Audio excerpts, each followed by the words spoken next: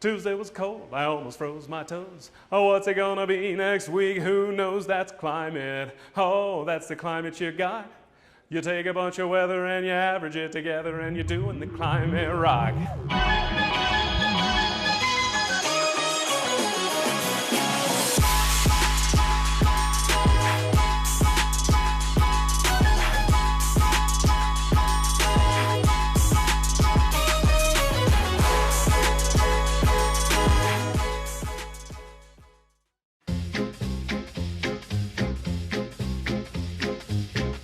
At a glacial pace, it means something's happening so slowly you can barely tell it's happening at all. That used to describe the very incremental movement glaciers and ice sheets experienced each year. But now that's changing.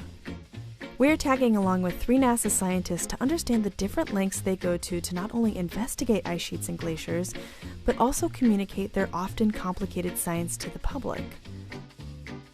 First, let's get oriented. Ice sheets, in pink, pretty much occur in only 2 places, Antarctica and Greenland. Glaciers, in yellow, play a key role draining melt off the ice sheet. Glaciers are also found in the high mountains, but we'll get to those in another episode. So we know that something's happening in Greenland right now that's unprecedented in the last several thousand years.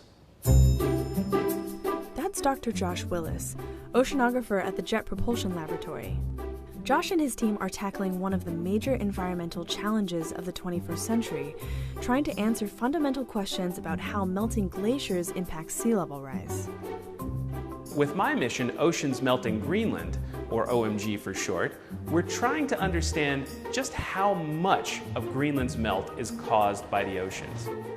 Along with being one of NASA's top scientists working on the cryosphere, Josh is passionate about demystifying climate change in typically unconventional ways.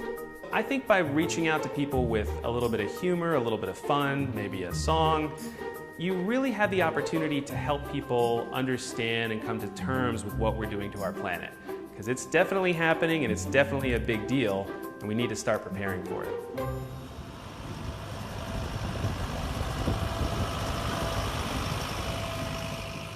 Down at the opposite pole, Dr. Kelly Brunt is getting ready for a major expedition. In December and January this coming year, I'll actually be in Antarctica, down near the South Pole, collecting ground-based GPS data. This is actually Kelly's second expedition to the South Pole. The first occurred in December and January of last year. Both surveys are critical and will help validate data collected by NASA's airborne campaign, Operation Icebridge, and the recently launched satellite mission ISAT-2.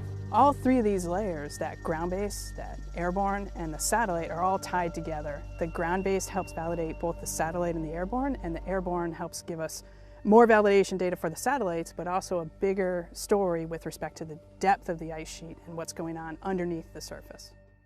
While some scientists are taking measurements in the field, others are looking for answers in physics and lines of code. For me, those projections that we are doing, they do have a very personal meaning. Dr. Sophie Nowicki is an ice sheet modeler. That means she and her team have the important job of forecasting how ice will change in the future, which also predicts changes in sea level rise. It's a job she doesn't take lightly, especially since urban planning and infrastructure use her team's models to make decisions about the future and safety of their communities. When we make those projections that are 100 years in the future, 100 years can seem so far away, like I don't have to worry about it, it's just too far. But actually they are not. It's really like the future that we are looking at that our children or grandchildren will see to experience.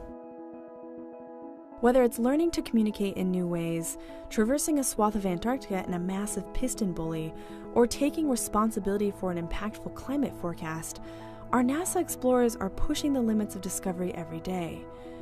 But on a very human level, they're people with families and friends who have a stake in finding out why and how the planet is changing as rapidly as it is.